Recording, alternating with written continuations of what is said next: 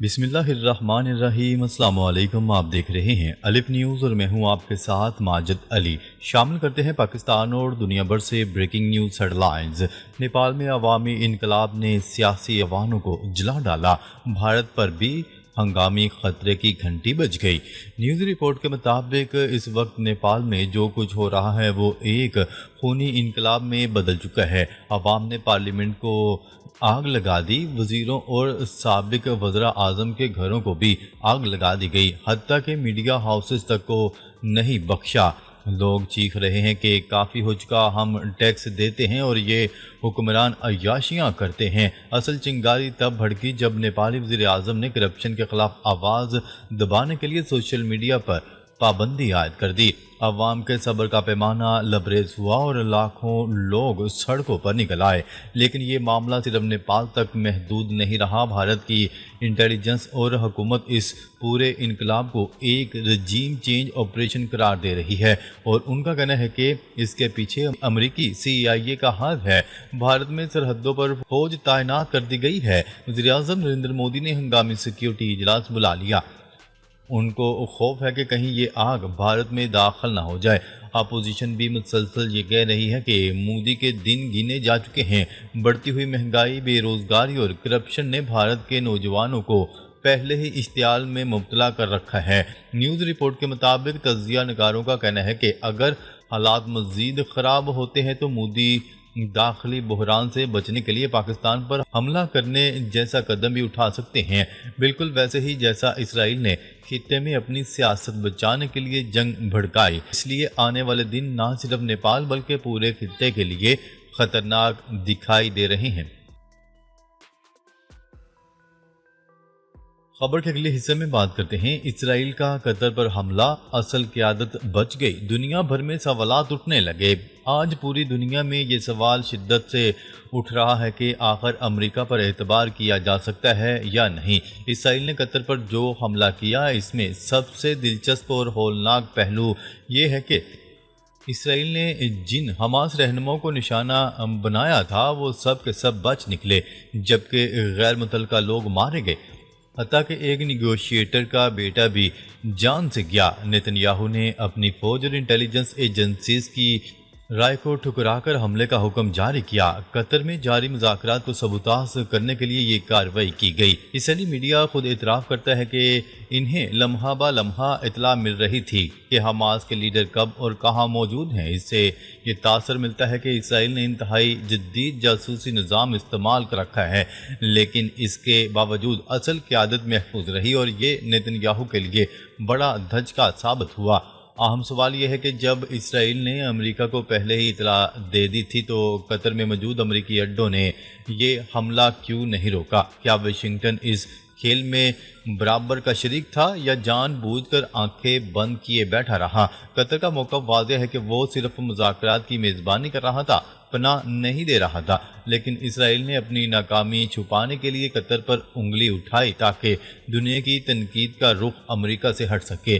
News report کے مطابق اسرائیل نے یہ بھی دھمکی دی ہے کہ اگر حماس کے رہنما ترکی، استنبول یا کسی اور ملک میں گئے تو وہاں بھی حملہ کرے گا، سوائے دو جگہوں کے، ماسکو اور بیجنگ، کیونکہ روس اور چین کے سامنے اسرائیل اور امریکہ کی ایک نہ چل سکی۔ اصل حقیقت یہ ہے کہ امریکہ کے بغیر اسرائیل کا زندہ رہنا ممکن ہی نہیں، لیکن اب عالم اسلام اور دنیا کے دیگر ممالک کے ذہنوں میں ایک ہی سوال گونج رہا ہے، کیا امریکہ واقعی قابل اعتبار اتحادی ہے یا پھر وہی ملک ہے جو اپنے اتحادیوں کو بھی نقصان پہنچا سکتا ہے؟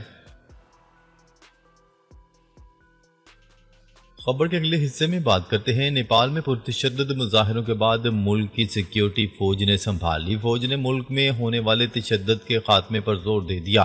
غیر ملکی میڈیا کی رپورٹس کے مطابق موجودہ ملکی صورتحال کے تناظر میں نیپال فوج نے مزید نقصانات روکنے اور تحفظ کے لیے تشدد کے خاتمے پر زور دیا۔ نیپالی آرمی چیف نے کہا کہ فوج ہمیشہ اپنی ذمہ داری کے لیے پرعزم رہی ہے۔ نیپال کے آرمی چیف کا کہنا تھا کہ نیپال میں احتجاج کے دوران ناقابل تلافی نقصان ہوا۔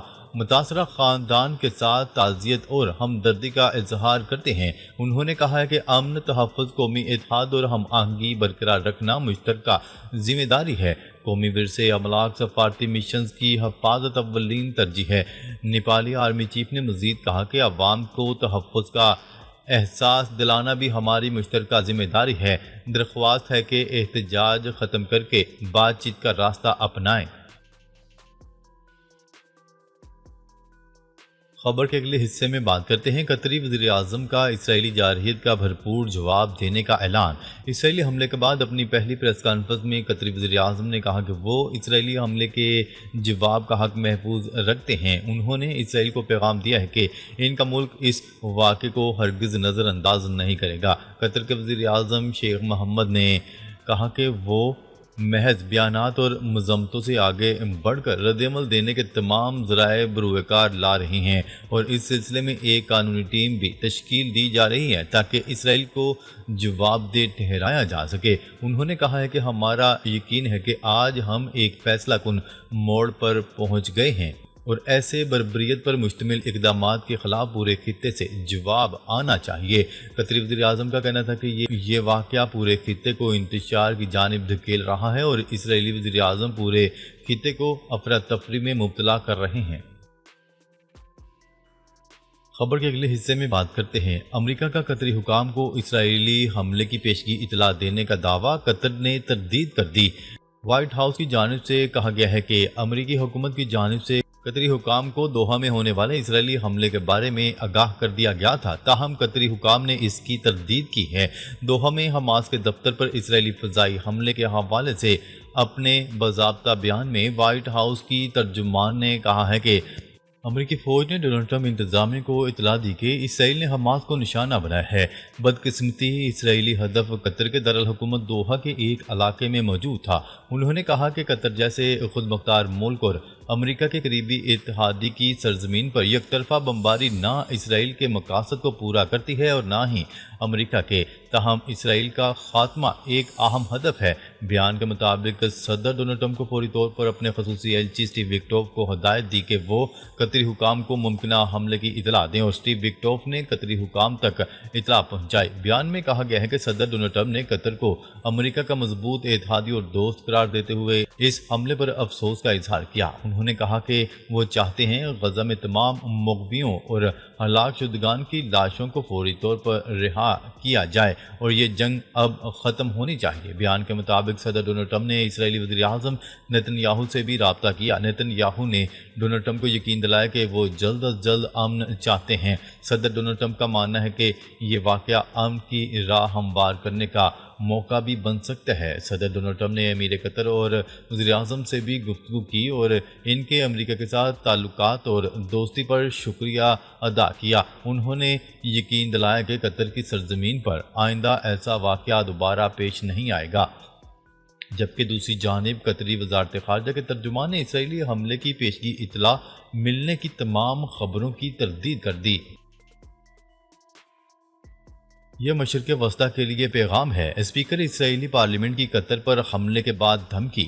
غیر ملکی خبرساں ادارے کی رپورٹ کے مطابق اسرائیلی اسپیکر نے اسرائیلی فضائیہ کی جانب سے دوحہ میں حماس کے دفتر کو نشانہ بنانے کی ویڈیو سوشل میڈیا پر شیئر کرتے ہوئے لکھا، یہ پورے خطے کے لیے پیغام ہے۔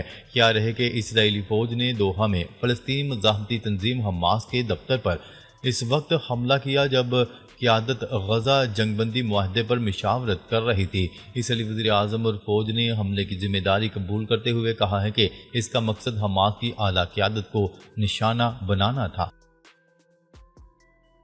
خبر کے اگلے حصے میں بات کرتے ہیں امریکی صدر کا یورپی یونین پر دباؤ، چین اور بھارت پر 100% ٹیرف کی تجویز۔ امریکی صدر ڈونلڈ ٹرمپ نے یورپی یونین پر زور دیا کہ وہ چین اور بھارت پر سخت تجارتی اقدامات کرے اور ان ممالک پر 100% ٹیرف عائد کیے جائیں۔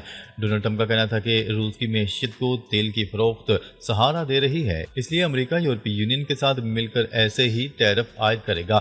انہوں نے واضح کیا ہے کہ امریکہ نے اس سے قبل بھارت پر ٹیرف دگنا کر دیے تھے، جبکہ یورپی یونین اب تک صرف پابندیوں کو ترجیح دیتی رہی ہے۔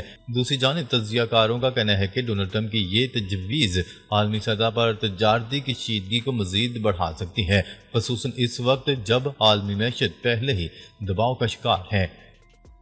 ناظرین، اب تک کے لیے اتنا ہی۔ مزید خبریں لے کر بہت جلد آپ کی خدمت میں حاضر ہوں گے۔ تب تک کے لیے اپنا خیال رکھیے گا۔ اللہ نگہبان۔